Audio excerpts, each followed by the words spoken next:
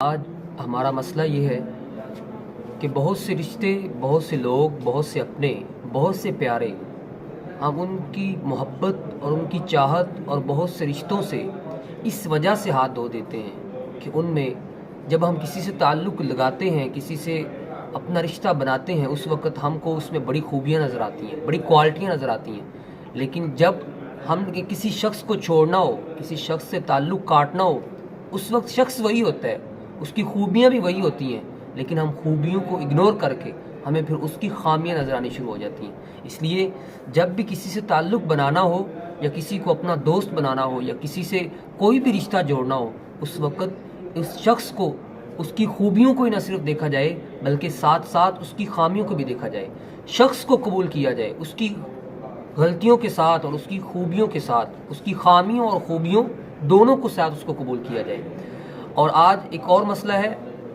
ہم جب کسی کی غلطی دیکھتے ہیں، ہمارا ایک اور بہت بڑا مسئلہ آج یہ بن چکا ہے کہ ہم ایک دوسرے کو بدنام کرنے کے چکروں میں لگے ہوئے ہیں، ایک دوسرے کی عزت کو کم کرنے کے چکروں میں لگے ہوئے ہیں، ایک دوسرے کی عزت پہ کیچڑ اچھالنے کے چکروں میں لگے ہوئے ہیں، ایک دوسرے کو بدنام کرنے۔ ہمارا مسئلہ یہ ہے کہ ہم ایک دوسرے کی عزت کو،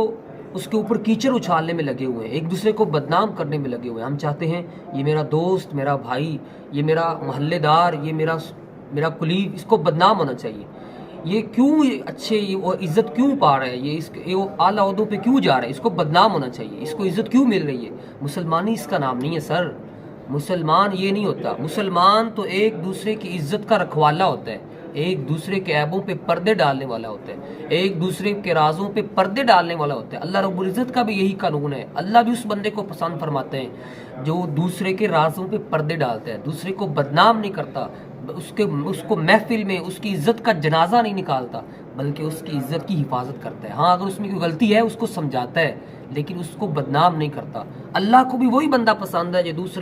دوسرے لوگوں کے عیبوں پہ پردے ڈالتا ہے۔ کل قیامت کے دن اللہ رب العزت ایک بندے کو بلائیں گے، اللہ پوچھیں گے، ساری انسانیت اور اس کے درمیان اللہ پردہ کر دیں گے، اللہ پوچھیں گے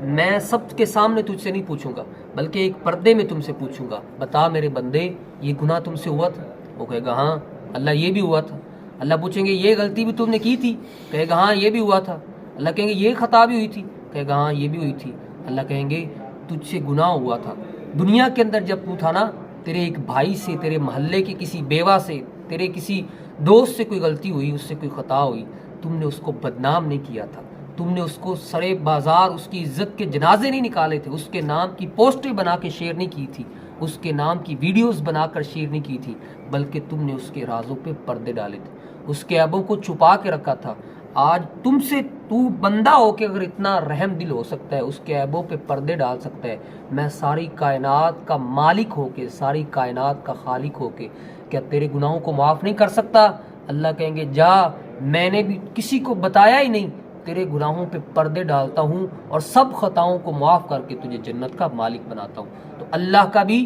یہی قانون ہے، اللہ کو وہ وہی بندہ پسند ہے جو مسلمان کے عیبوں پہ پردے ڈالتا ہے۔